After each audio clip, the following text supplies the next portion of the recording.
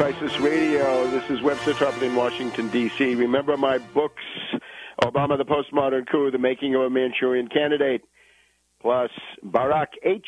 Obama, the unauthorized biography, and now the newest and the most relevant, Surviving the Cataclysm, your guide to the greatest financial crisis in human history. Get them all at Amazon.com or at ProgressivePress.com or other places around the Internet that are now selling them.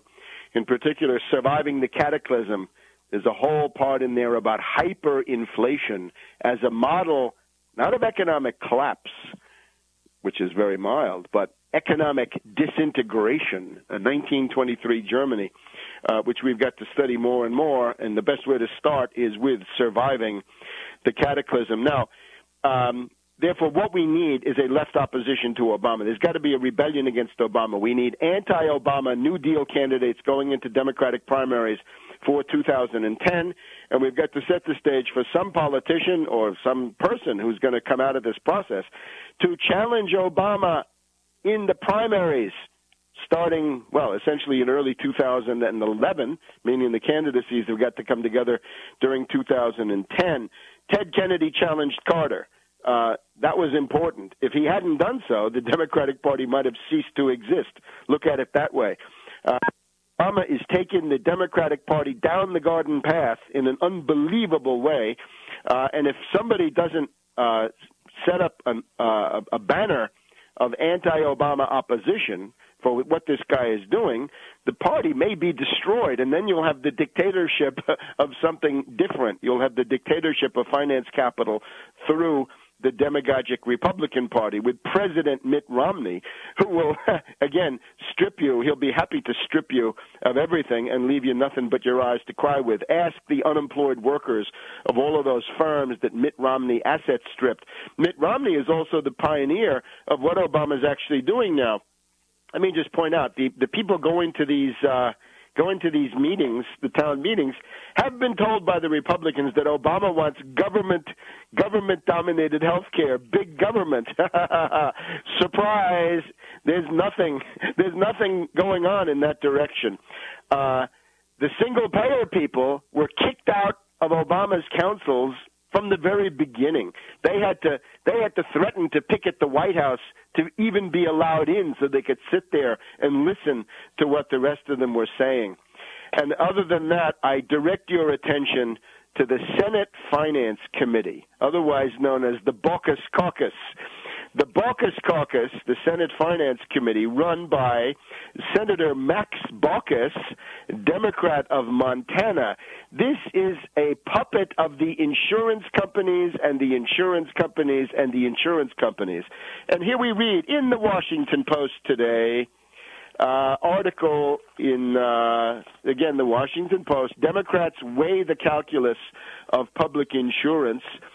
So we're told that Senator Max Baucus says that Democrats should give up on a public option. Most Republicans in Congress are dead set against the public option, saying it would drive insurers out of business. Well, they're already bankrupt. Don't mention that. Some key centrist Democrats in Congress, notably Finance Committee Chairman Max Baucus, Democrat of Montana, say Democrats must give up on it if they want to win a filibuster-proof 60 votes in the Senate. Instead, they're proposing no government plan, but insurance cooperatives, nonprofit groups owned by their members that are similar to rural utility co-ops. Obama recently expressed openness to this alternative. So there's no single payer and there's no government plan. We've even got Kent Conrad, another one of these right-wing Democrats, bought and paid for by the insurance company, Democrat of North Dakota. The hard reality is that a public option does not have the support in the Senate to pass. So here's what you're going to get. The Obama plan will be, you are required to buy insurance. You are required to buy insurance. It's not if you have a car, you must buy insurance. If you are a living person, you will have to buy insurance.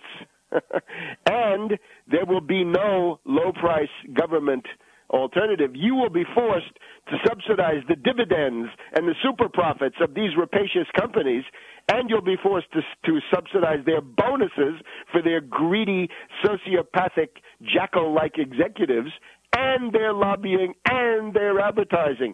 If you don't believe me, look at Harry and Louise. Who are Harry and Louise? Now, Harry and Louise were the ones that the insurance company put into the field back during the Clinton era, the Hillary Clinton healthcare business. Harry and Louise were out there telling you, no, no, no, right? It's too complicated. It's a bad idea.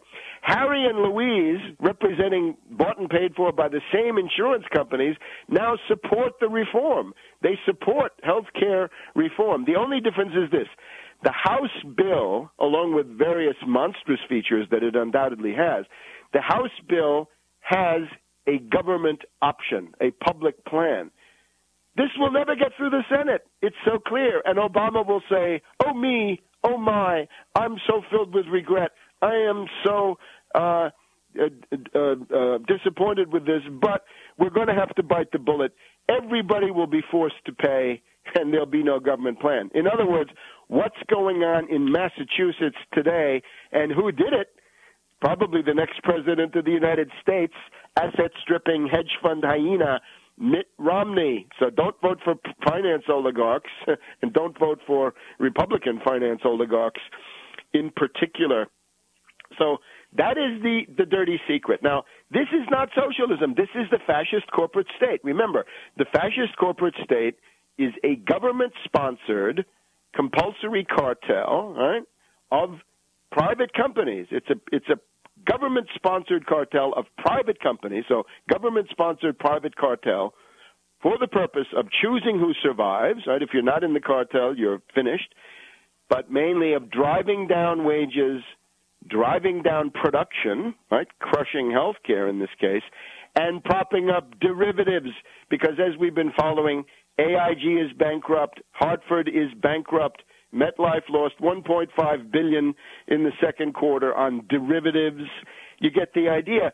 The purpose of this is to give the private insurance companies the ability to put their hand in your pocket under government compulsion arranged by them, by Wall Street puppet Obama, so that they will be able to survive even though their derivatives have destroyed them.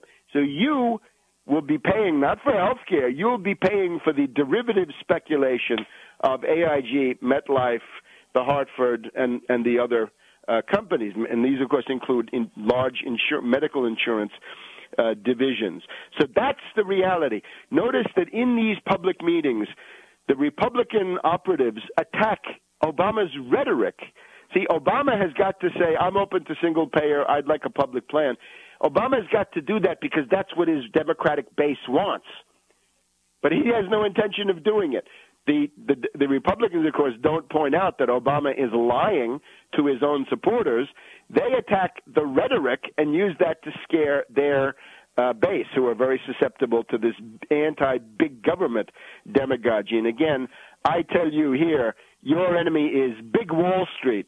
Big government is secondary. Big government becomes a problem when Big Wall Street controls it. The government is the battlefield where you should be confronting the bankers, and if you're not, you're spinning your wheels. So let's look at Obama. We have, for example, next week, the yearly costs. The CIA trainee Marcos Melitzo Zuniga of the Daily Cost has his yearly gathering, right? Last time they lionized Barack Obama there. The big question now is, will there be some kind of an anti-Obama revolt among those progressive Democrats of the Daily Cost? Look what Obama has done. Bailing out Wall Street, $24 trillion for Wall Street. Detroit, destroyed. The auto industry, destroyed. The UAW, destroyed. Attempts to bust the American Federation of Teachers, spearheaded by Donovan. He has betrayed single payer. He has betrayed the government or public plan. He wants to destroy Medicare, replace that with private insurance. We'll get a few more of these betrayals, but you get the idea. Time for a rebellion against Obama, visibly in areas like this.